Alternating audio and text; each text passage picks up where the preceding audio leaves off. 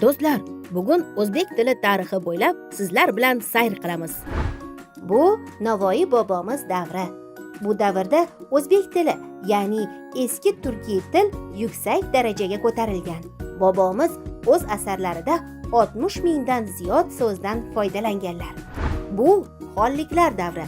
Ajdodlarimiz o'zbek tilida gaplashishgan, asarlar yozishgan, lekin davlat darajasida tilimizga e'tibor bo'lmagan. Keyingi davrlarda jadid bobolarimiz, olimlar, shoir va yozuvchilar o'zbek tili rivoji yo'lida izlanishlar olib borishgan. Nihoyat mustaqillik yillarida o'zbek tiliga davlat tili maqomi berildi va ona tilimizni butun dunyo tanimoqda. Men tushundimki, ona tilimiz juda uzoq yillarni ortda qoldirdi. Endi faqat uni asrashimiz va rivojlantirishimiz kerak.